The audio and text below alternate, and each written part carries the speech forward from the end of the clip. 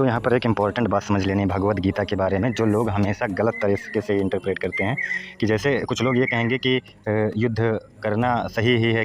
तो वैसे तो हिटलर या कोई भी ऐसे आतंकवादी लोग भी युद्ध ही कर रहे हैं ना। जब अर्जुन को कृष्णा ये कहते हैं मार, सब कुछ प्रकृति के गुणों के अनुसार हो रहा है, तो ये मत सोच कि मैं कर रहा हूँ, तू सिर्फ निमित्त मात्र बन जा, सब कुछ परमात्मा करा रहा है। तो लोग यही कहेंगे कि वैसे तो कोई कुछ भी कर लेगा तो यही कहेगा कि सब कुछ परमात्मा ही करा रहे हैं, तो हिटलर कहाँ गलत हुआ। या और भी जो लोग इधर उधर राज किए, दूसरे देशों में आक्रमण किए, इतना लूटपाट किया, मारा लोगों को, वो सब कहाँ गलत हुए। जब परमात्मा करा रहा है, मैं कुछ कर ही नहीं रहा हूँ, प्रकृति करा रही है, तो मैं गलत कहाँ से हुआ। अरे तो प्रकृति करा रही है तो ये समझो कि प्रकृति जो है, प्रकृति करा रही है तो इसका मतलब तुम्हारा मन बुद्धि अहंकार सब कुछ प्रकृति है, उसमें कोई पर्सनल मैं नहीं है, अलग से मैं है ही नहीं। और वो मैं जो तुम्हारा बना है वो तुम्हारे इन्हीं माहौल से बना है, तुम्हारी स्थितियों परिस्थितियों से बना है, इन्हीं सब से बना है।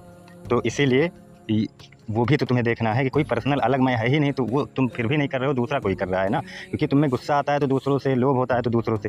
तो पूरे गीता का मेन मतलब क्या है। ऐसे तो लोग गलत गलत इंटरप्रिटेशन कुछ भी करते हैं, लेकिन अर्जुन को कृष्णा ये नहीं सिखा रहे हैं कि तू सिर्फ निमित्त मात्र बन के कुछ भी कर दे, सब परमात्मा कर रहा है। उनका मतलब था कि तुम्हें कोई मैं की भावना ना हो, कोई अलग मैं ना हो।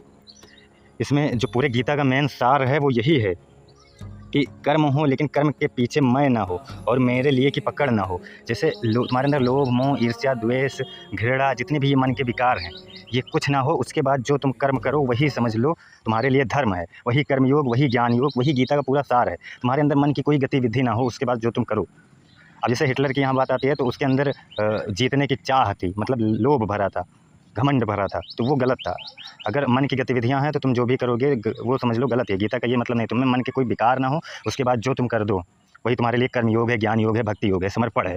तो गीता का मेन मतलब यह है कि तुम्हारे अंदर फल की आसक्ति ना हो, अहंकार ना हो, द्वेष ना हो, मोह ना हो, लोभ ना हो, और फिर जो उचित कर्म सामने है वह समझ और स्पष्ट बुद्धि से होता हो। इसीलिए तो कृष्ण कहते हैं कर्मण्येव अधिकारस्तु मा फलेषु कदाचन, और उसके आगे ये भी कहते हैं योगस्तु कुरु कर्माणि संग त्यक्त्वा धनंजया, अर्थात योग में स्थिर होकर आसक्ति छोड़कर कर्म करो। तो वही बातें हैं कि गीता या नहीं कहती कि मन में कोई विचार भावना या गतिविधि बिल्कुल पैदा ना हो। कृष्ण का जोर इस पर है कि उन गतिविधियों से तुम्हारी पहचान और आसक्ति ना बन जाए।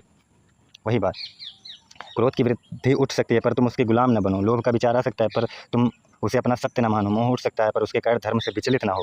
यानी लक्ष्य मन को ज़बरदस्ती खाली करना नहीं, बल्कि मन की गतिविधियों को देखकर उससे बंधना नहीं है। वही बात है, और यही वह बात है कि प्रकृति में विचार उठ रहे हैं, बुद्धि काम कर रही है, शरीर कर्म कर रहा है, लेकिन मैं ही यह सब कर रहा हूँ और यह मेरे लिए हो रहा है वाला अहंकार ढीला पड़ जाता है। इसलिए यदि एक बात में कहूँ तो कर्म चलता रहे लेकिन कर्तापन और आसक्ति ना रहे, मन में वृत्तियाँ उठे लेकिन मैं और मेरा बनकर उससे चिपकाव ना हो, और बुद्धि धर्म को पहचान कर कर्म करे। यही गीता के कर्म योग का सार है, यही गीता का लक्ष्य है। धन्यवाद।